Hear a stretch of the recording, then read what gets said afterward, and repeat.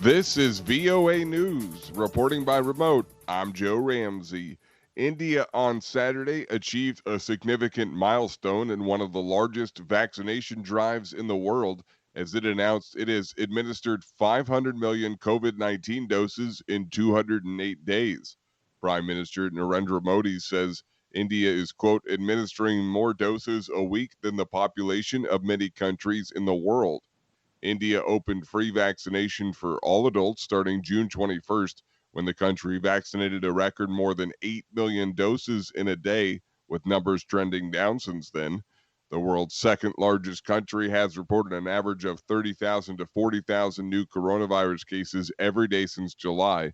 And the federal government has warned that although cases have dipped from a high of 400,000 daily at the peak of the deadly second wave, the danger is not yet over.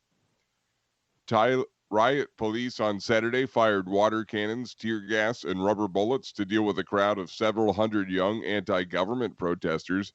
The demonstrators threw rocks, bottles, fireworks, and fired slingshots at the clash in Bangkok as it descended into an hours-long confrontation. Video shows several people being treated for apparent injuries at the scene, including at least one policeman. The march was called off in the early evening, but disturbances continued, with many in the crowd continuing to hurl objects at police. The protesters are demanding the prime minister's resignation over his handling of the coronavirus crisis, which has seen the number of confirmed cases spiraling and the healthcare system stretched to the limit. Thailand reported a new high of nearly 22,000 new cases on Saturday, with 212 deaths. Find more at voanews.com. This is VOA News. Wildfires rampaged through some of Greece's last remaining forests for yet another day Saturday after burning scores of homes, businesses, and farms during the country's worst heat wave in 3 decades. One of the massive fires advanced through a national park north of Athens and one of the last sustainable forests near the Greek capital. The blaze sent choking smoke across the capital region, where authorities set up a hotline for residents with breathing problems. In apocalyptic scenes overnight and into Saturday morning, ferries evacuated more than 1,000 people from a seaside village and beaches on an island after approaching flames cut off other means of escape. More than 100 fires have broken out across Greece over the past few days. A local official in the south estimates that around 70% of her area has been destroyed.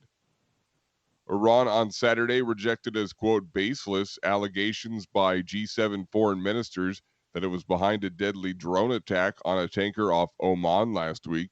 Tehran has strongly denied having any link to the July 29th attack on an oil tanker operated by an Israeli company, but has faced an increasing wave of accusations in recent days from Israel and its allies.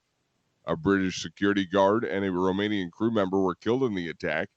Iran's foreign minister claims the tanker attack and accusations against Iran were a manufactured, quote, scenario, questioning the timing before Iran's new president, Ibrahim Raisi, took the oath of office just days ago.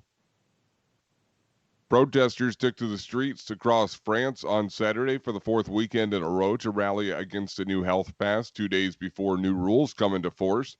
The new requirements, championed by President Emmanuel Macron, make it mandatory to have either a full course of vaccination against COVID-19 or be in possession of a negative test to enjoy usually routine activities. Macron, who faces re-election next year, hopes the new rules will encourage all French to be vaccinated against COVID-19 and defeat the virus and its fast-spreading Delta variant. But opponents who have turned out in the streets in the past few weeks argue that the rules encroach on civil liberties in a country where individual freedom is prized. From Monday, the health pass will be needed for restaurants and cafes. It will be required on intercity transport, including high-speed trains and domestic flights. The pass has already been required since July 21st to visit cultural venues such as cinemas, theaters, and museums. The Interior Ministry said over 200,000 people turned out last weekend and more than 160,000 the weekend before the protest.